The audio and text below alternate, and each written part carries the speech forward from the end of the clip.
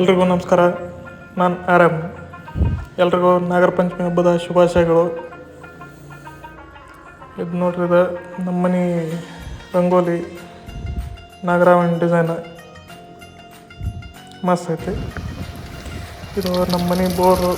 ನಮ್ಮ ಮನೆಗೇನೋ ಶುಭ ಕಾರ್ಯ ಇದ್ದರೂ ಫಸ್ಟ್ ಇದ್ರಾಗಿಂದ ನೀರು ತೆಗೆದು ಪೂಜೆಗೆ ಬಳಸ್ತಿರ್ತೀವಿ. ಈಗ ನಾವು ಹಾಲು ಹಾಕಕ್ಕೆ ಹೋಗ್ಬೇಕು ನಾಗಪ್ಪಗೆ, ಹಂಗಾಗಿ ಎಲ್ಲ ನೀರು ತೊಗೊಂಡು ಐಟಮ್ ಎಲ್ಲ ರೆಡಿ ಮಾಡಿರ್ತಾರೆ ಮನೆಗೆ ಪೂಜಾದ್ದು. ಬರ್ರಿ ಹೋಗೋಣ ಪೂಜೆ ಮಾಡೋಕ್ಕೆ.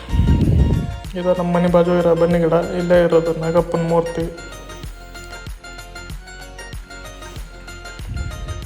ಇದು ನೋಡ್ರಿ ನಾಗಪ್ಪಂದು ಮೂರ್ತಿ.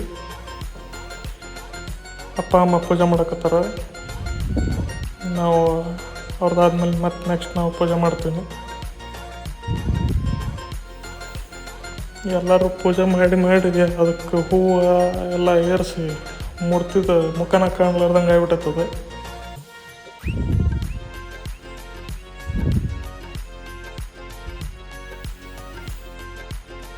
ಪೂಜೆ ಮುಗೀತು, ವಾಪಸ್ ಮನೆಗೆ ಬರಾಕತ್ತಿದ್ವಿ.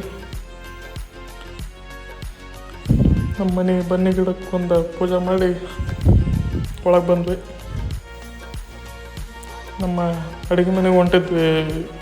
ನಮ್ಮ ಮನೆಗಿಂದ ಎಲ್ಲ ಡಿಫ್ರೆಂಟ್ ಟೈಪ್ಸ್ ಆಫ್ ಉಂಡಿಗಳು ರೆಡಿ ಮಾಡಿದ್ರು ಮನೆಗೆ. ನೋಡ್ರಿ, ಇಲ್ಲಿ ಬರೀ ಸ್ವೀಟ್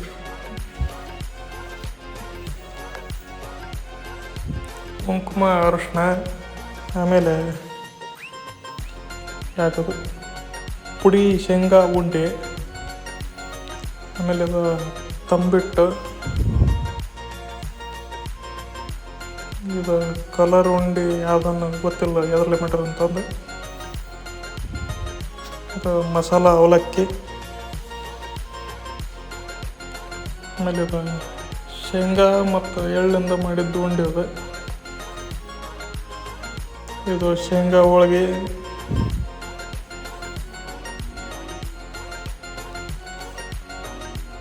ಇದು ಪಾಪ್ಕಾರ್ನ್ ನನ್ನ ಫೇವ್ರೇಟ್.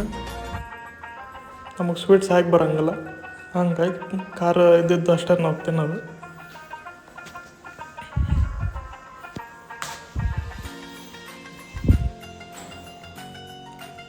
ನೋಡ್ರಿ, ಅದು ಲಾಡು ಎಷ್ಟು ಮಸ್ತ್ ಅದಾವ, ಆದ್ರೆ ನನಗೆ ಸ್ವೀಟ್ ಇಷ್ಟ ಇಲ್ಲ.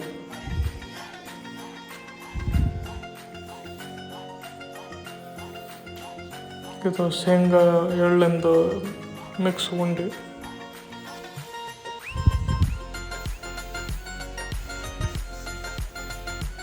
ಇಷ್ಟೆಲ್ಲ ಸ್ವೀಟು ಖಾರ ಮಾಡಿದ್ರು ಮನೆಗೆ. ಇದಾದ್ಮೇಲೆ ಒಂದು ಲಾಸ್ಟಿಗೆ ಒಂದು ನಿಂಬೆಹಣ್ಣು ಶರಬತ್ತು ಒಂದು ಮಾಡಿದ್ರು.